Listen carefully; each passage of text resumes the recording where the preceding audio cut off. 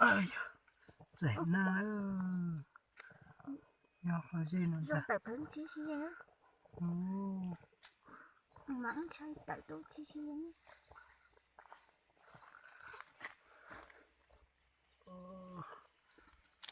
tôi cho bạn chói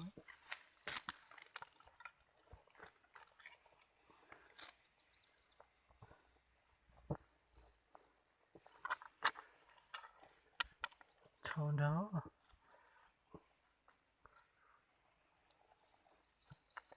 chó đó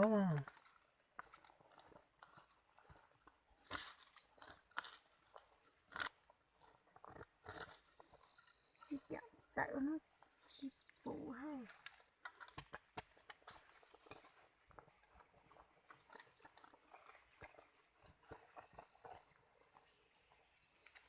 chó bé Nó xịt chó chơi đó. nên họ Ta có cái chảo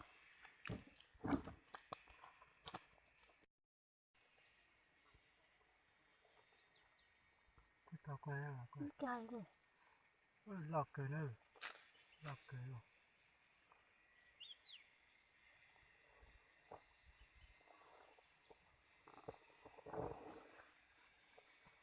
nó muốn luôn ta Sao tôi lại mà. nó dọn chạy kìa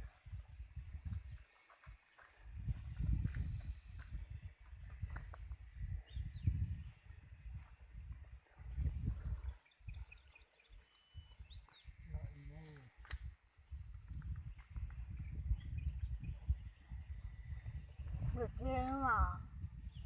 Dạ.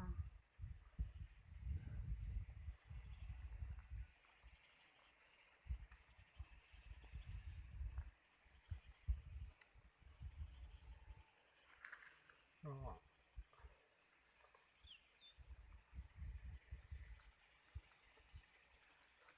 Mày ơi sống hả? Chị cắn khô mà lắm à? Chỉ một thứ thế đó.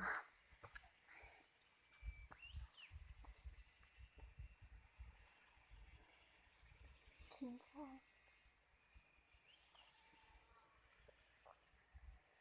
thì cho tổ mòn ta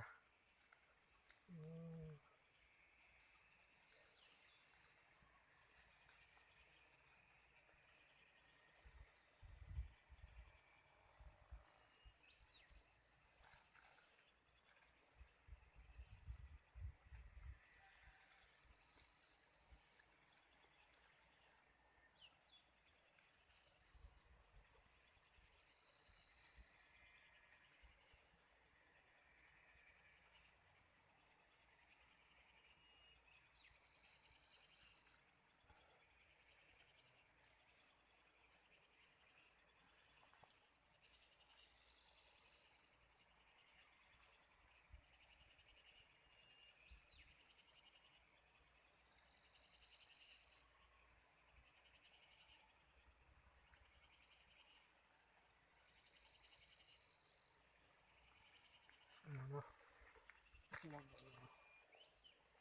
có hồi rồi nó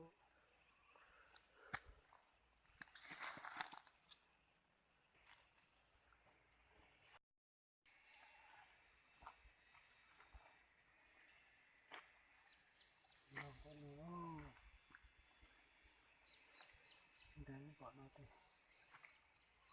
ôi tổ tên để nó chạy to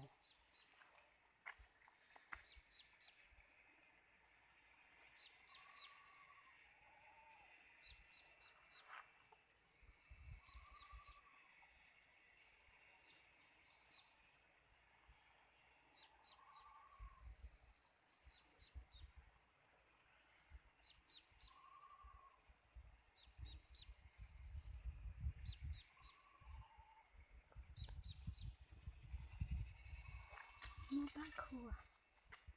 Sát lửa.